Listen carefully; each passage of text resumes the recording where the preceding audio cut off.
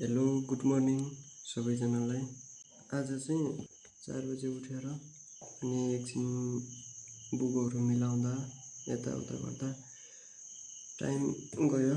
अहिले चाहिँ भर्खर ठिक 5 बजिसक्यो। अनि अब एकछिन पछि फेरि 5:30 बजेदेखि 8:30 बजीसम्म पढाउनु पर्छ। त्यस पछाडि फेरि मैले आफ्नो पढ्छु। अनि आज चाहिँ मैले पढ्नुपर्ने एउटा सर्वे, ड्राइङ र एस्टिमेट गरेर 3वटा सब्जेक्ट चाहिँ मैले पढ्नुपर्छ। जिकेको र पब्लिक म्यानेजमेन्टको त छँदैछ। त्यही हो मेरो रुटिन चाहिँ यही नै हो। भाइ र नानीलाई पनि मैले बिहानै उठाइसकेँ। बिहानै भन्दा नि भर्खर उठेको उनीहरू चाहिँ लगभग उठेर अलिअलि एक्सर्साइज गराएर पढ्न बसाल्दा पनि अलिअलि निद्रा लागेर झुङ्गिरहेको छ। ए नानी क्यामेरा बिहान रातिमा खासै अहिले राउन्ड निकाल्दैन। ठिकै छ भाइ, पढ्नु पर्यो। उसले साइन्स पढिरहेको, यसले 10को एसी। गाह्रो छ। मेरो रुटिन चाहिँ यो अनुसार चाहिँ फलो गर्नुपर्छ। तर हेरौँ कतिको फलो हुन्छ। सबै भने जति सधैँ फलो हुँदैन, तर जस्ट 70 to 80% चाहिँ फलो भइरहेको हुन्छ। फलो चाहिँ गर्ने कोसिसमै हुन्छ। तर त्यस्तै त हो नि, कति बेला के हुन्छ भने जस्तो टाइममा सधैँ एगेन्स्टले फलो हुन अलिक गाह्रो भइरहेको हुन्छ। कति बेला टाइममा खाना हुँदैन, कति बेला कसले कहाँ बोलाउँछ, कति बेला के काम परिदिन्छ, अल्छी लाग्छ। त्यस्तै त हो नि। त्यही हो। अब लोकसेवाको मेरो इक्जाम आउन चाहिँ ठ्याक्कै 3 महिना बाँकी छ। मङ्सिरको 5 गते मध्य प्रदेशको छ इक्जाम। त्यसकै तयारीमा छु म। टाइम मेरो लागि एकदमै टफ छ। त्यही पनि कोसिसमै छु। किनभने ब्याचलरको पनि इक्जाम लगभग आउँदैछ नि त। त्यही भएर पनि अलि गाह्रो हुन्छ कि भन्ने हो, सँगसँगै दुईवटा। अनि बिहान लगभग 8-9 बजीसम्म त पढाउनमै टाइम जान्छ। बिहानको टाइम मैले मेरो पढ्ने केही पनि हुँदैन। अनि दिनभरि र साँझसम्म जति पढ्यो त्यति नै हुन्छ। मैले चाहिँ बिहान 10 क्लासकोलाई पढाउँछु भनेको थिएँ 8:30 बजीसम्म। पढाउने चाहिँ यिनीहरू पढ्नेहरू, एसीको तयारी गर्ने भाइ नानीहरू। मैले चाहिँ 9 जनालाई पढाइराखेको हुन्छु बिहान 5:30 बजेदेखि 8:30 बजीसम्म लगभग। Extra class. ए निश्चय मैले चाहिँ के पढिरहेको छौ? केही पढिरहेको छैन अरे यिनीहरूले। जीवना के पढिरहेको छौ तिमीले? मौरीको बारेमा पढिरहेका छन्। पढ्ने, राम्रोसँग पढ्ने, एसीमा राम्रो मार्क्स ल्याउने होइन। बिहान चाहिँ फर्स्टमा आए यिनीहरूले म्याथको पढेँ। अनि अहिले चाहिँ साइन्सको पढेँ। म्याथ पढिसकेपछि चाहिँ इङ्ग्लिस पढेर साइन्स पढ्नुपर्ने हो। तर अलिकति टाइम हल्का लेस भयो आज चाहिँ। अलि यताउता गर्दा टाइम गइसक्यो। त्यही भएर एकछिन जानु भन्दाखेरि चाहिँ साइन्सको हेरेर जाऊ भनेर भन्दैछु मैले। यही हो। यिनीहरूलाई पढाइसकेपछि चाहिँ मैले फेरि आफ्नो कामतिर लाग्नुपर्छ। एकछिन एक्सर्साइज गर्न जानुपर्छ। आएर फेरि खाना खाएर त्यही त हो। ल हामी चाहिँ जिममा एक्सर्साइज गर्न आछौँ।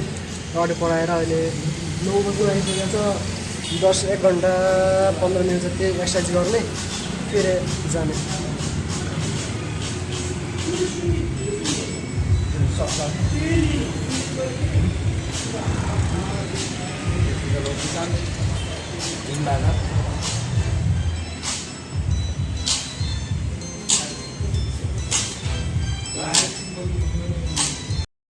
हाम्रो एक्सर्साइज चाहिँ सक्यो। अहिले 10 बजिसक्यो। अनि 10:30 हुन लाग्यो। अब एक्सर्साइज गर्यो। चेस्ट दुखिरहेछ। गएर रेस्ट गर्ने अनि पढ्ने बाहेक अरू केही पनि काम छैन आजलाई। त्यही नै हो।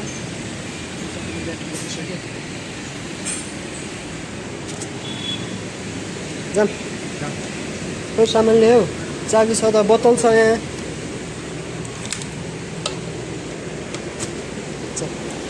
यो चाहिँ जिम बाहिर बाइक चाहिँ त्यहाँ छ।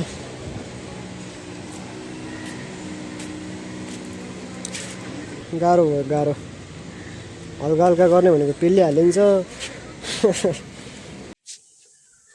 म चाहिँ रुम आइसकेँ, 2टा रुम आइसक्यौँ। रुम आएर भर्खरै आएँ अनि अब चाहिँ मैले नुहाउँछु। नुहाइसकेर पढ्न बस्ने, नुहाउने, खाना खाने अनि पढ्ने।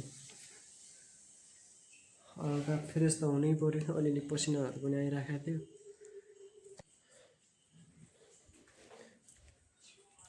के गर्नु लाग्यो?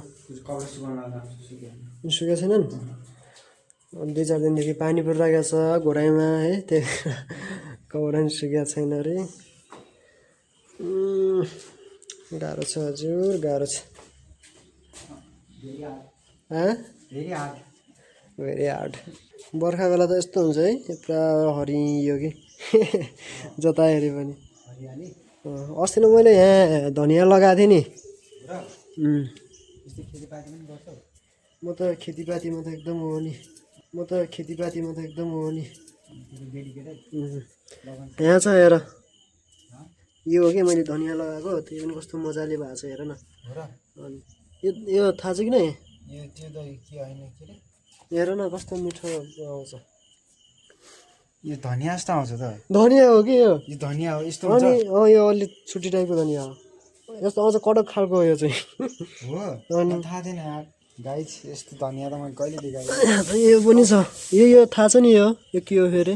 यो हाम्रो गाउँतिर के भन्छ यार, यता हुन त हुन्छ अलि गाउँ उता जङ्गलतिर हुन्छ। कपडा सुकाउ, घाम लागेको छ, म नुहाउनु पऱ्यो यार अब। म पनि नुहाउने भनेको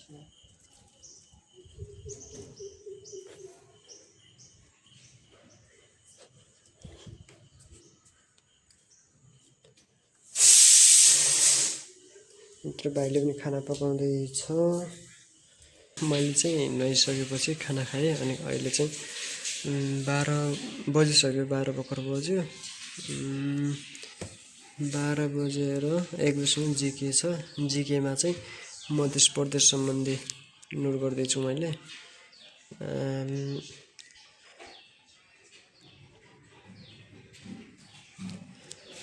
यिनी सबै कुराहरू पढ्नु छ। जिके पढेपछि पब्लिक म्यानेजमेन्ट अनि लङ क्वेसन 2वटा सेट, एउटा लङ क्वेसन छ। निद्रा लाग्छ, निद्रा लागेपछि कफी पानी पिने, पढ्ने। गाह्रो छ गाह्रो। साथीले तल सेट हानी राखेका छन् होइन? निद्रा लाग्यो? निद्रा लाग्यो अरे, हात देख्यो, निद्रा लाग्यो, गाह्रो छ।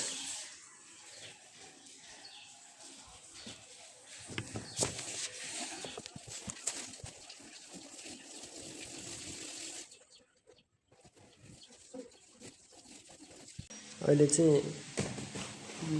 1 बज्न लागिसक्यो अनि 1 बजेदेखि 2 बजीसम्म पब्लिक म्यानेजमेन्ट हेर्नुपर्छ। यो चाहिँ मैले यति लेखेँ, अहिले चाहिँ यहाँदेखिसम्म लेखेँ अनि अगाडिको हल्का रिभिजन गरेँ यिनीहरूको मध्य प्रदेशको। अब पब्लिक म्यानेजमेन्ट चाहिँ पढ्नुपर्ने हुन्छ। पब्लिक म्यानेजमेन्टको बुक कहाँ छ फेरि? बुकहरू पनि कति नै व्यवस्थापन भएको छ, यस्तो झ्याउ लागिरहेछ। आज यसको एउटा ऱ्याक हेरौँ कि भनेको, जुगाडवाला ऱ्याक बनाएपछि बल्ल सजिलो हुन्छ। खोज्नुपर्छ एउटा बुक पढ्न लागि, त्यो पनि खोज्नुपर्छ, कसै झ्याउ लाग्ने कि। सधैँ यो छ, यो यस्तो भएको छ, पुरै नहटाएर पुरै गलेको गले, खोसेको खोसी गर्छ कि यसमा। अनि यहाँ यस्तै छ हालत। अनि अब भुइँमा राख्ने हुन्थ्यो र फेरि त्यस्तै अहिले फोहोर हुन्छ, के हुन्छ, झ्याउ हुन्छ, कहिले पानी पोखिन्छ। अनि एउटा चाहिँ अहिले भयो भने एकछिनमा जानुपर्ने छ खोज्न। यो पढिसकेपछि अलिक बोर लाग्यो, निद्रा लाग्नु लाग्यो भने चाहिँ एकछिन बाहिर निस्केर फर्निचरतिर गएर हुन्छ कि वेल्डिङतिर गएर हुन्छ, ग्रिलतिर एउटा जुगाडवाला चाहिँ बनाउने भन्ने सोचाइ हो। कति बेला जानु कति बेला के गर्नु फेरि कपडा धुने पनि छ थोरै कपडा पनि धुनुपर्ने छ ल मैले चाहिँ यो पब्लिक म्यानेजमेन्टको अहिले अब हाम्रो त सेकेन्ड पेपरमा सोध्दैन नि त अनि त्यही भएर चाहिँ एमसिक्यूहरू मात्र हेर्नुपर्छ अनि सर यसको च्याप्टरहरू पढ्दै यसमा यसको के भनेको छ यो पढेर एमसिक्यूहरू चाहिँ हेर्ने गर्छु म एमसिक्यू भ्यायो अब यो चाहिँ निजामती सिआइएन र नियमावलीका चाहिँ अर्को दिनतिर पढ्नुपर्छ अनि सँगसँगै अनि अहिले पनि 2:09 भइसक्यो त 2:09 भइसक्यो भने चाहिँ अब फेरि मैले ड्रइङको 2-4वटा लङ क्वेसन गर्नेमा छु मलाई कति सकिन्छ यसको सिलेबस पनि हेरिरहेको थिएँ मैले अनि पढ्दाखेरि चाहिँ सिलेबसमा भएको कुराहरू सबै हेर्नुपर्ने रहेछ अनि त्यस पछाडि चाहिँ जस्तै यो जनरल जिके भइहाल्यो अनि पब्लिक म्यानेजमेन्टको भइहाल्यो यसबाट 10वटा क्वेसन सोध्छ कि हामीलाई अनि so that it is also important त्यस पछाडि इन्जिनियर ड्रइङ अनि एस्टिमेटिङ र सर्वे यसरी हेरिरहेको छु मैले चाहिँ सिलेबस अनुसार पनि अनि सँगसँगै बुकहरूमा भएको क्वेसनहरू ओल्ड क्वेसनहरू हेर्ने अब कति भ्याइन्छ दिनमा त्यति हेरिन्छ तर भने जति चाहिँ सबै प्लान अनुसार चाहिँ सकिँदैन यो चाहिँ मैले रफ गर्छु कि यस्तोहरूमा चाहिँ यो चाहिँ यस्तो मात्र पाउँछ रफको लागि यो प्याकेटमा पाउँछ नि लाइम पेपर जस्तो रफको लागि भइहाल्यो अनि योभन्दा अगाडि चाहिँ मैले ड्रइङको टाइप्स अफ लाइनको क्वेसन सोल्युसन गराएको थिएँ अनि अहिले एउटा क्वेसन भेटाएको छु फेरि what are the different types of line त्यही टाइप्स अफ लाइन के सोध्छ होइन साथी यही नै सोध्दो रहेछ यो क्वेसन फेरि एकपल्ट गर्छु त्यही त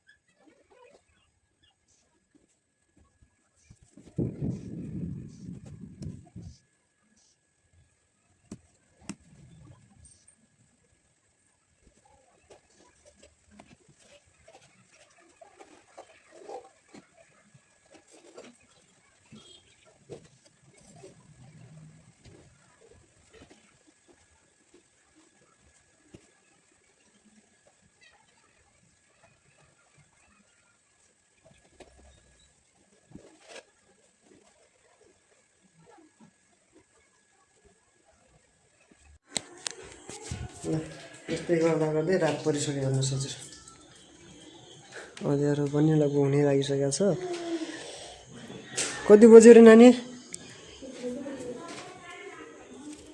अनि अगाडि मैले भन्दै थिएँ नि अगाडि यो एउटा ऱ्याक ल्याउनु छ भनेर तर यो ल्याएँ कि मैले एउटा प्लाइवुड खोजेर अनि त्यसलाई एक्सपिरियडले काटेर बनाउने भन्ने सोचिरहेको थिएँ अनि प्लाइ पनि सोध्यौँ एउटा प्लाइलाई 3 फिट चौडाइ र 6 फिट लम्बाइ भएकोलाई चाहिँ 1200 जति पर्दो रहेछ समथिङ अनि अब त्यो ल्याऊ काट या गर उ गर होइन अनि त्यही भएर फेरि ल्याउने पनि झ्याउ बाहिर कसरी ल्याउनु यो बनाएको चाहिँ अलि व्यवस्थापन त हुन्छ नि त अलि म्यानेज हुन्छ अनि यसमा ठाउँ पनि धेरै छ कि अनि त्यहाँ एकदमै नि बुकहरूलाई अब यता राख्छु कस्तो कस्तो बुकहरू राख्ने यहाँ राख्ने चाहिँ अलि सजिलो हुन्छ कि खोज्नु त पर्दैन नि अनि यो आयो त्यही हो अनि फेरि थोरै पढ्ने आफ्नो अनि कति हुन्छ भयो भने ब्याचलरको थोरै बुकहरू हेर्छु आजलाई यति guys good night good night